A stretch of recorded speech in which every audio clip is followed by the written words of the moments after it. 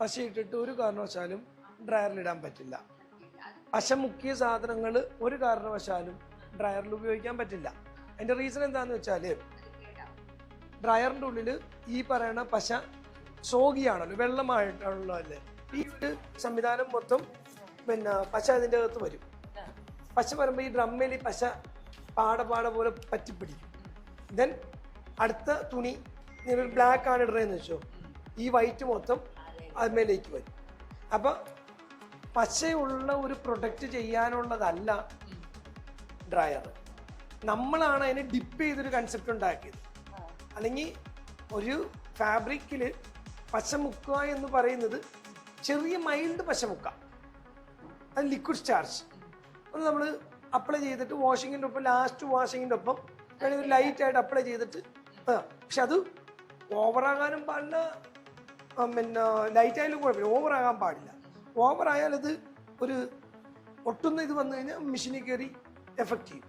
അതുകൊണ്ട് കമ്പനിക്കാരൻ ഒരിക്കലും സ്റ്റാർച്ച് ഇതിൽ മുക്കാനായിട്ട് പറയാറില്ല. ഏത് മെഷീനിൽ ഒഴിക്കാൻ പറയാറില്ല.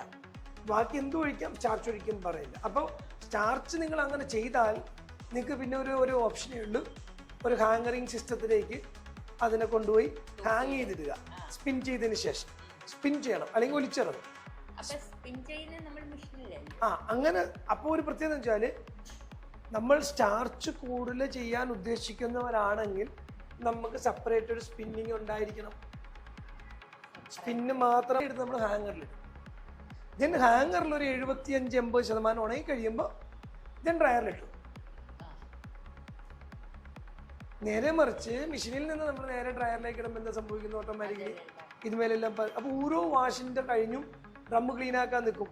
പക്ഷെ ചില കേസുകൾ എന്ത് പറ്റി, മുകളിൽ ചൂട് കൂടുമ്പോൾ ഡ്രമ്മിൽ ഇത് പറ്റിപ്പിടിക്കുമ്പോൾ ഇത് ഫിക്സ് ആവും. ആ ഡ്രമ്മ് യെല്ലോ കളറിലേക്ക് ടേൺ ആവും.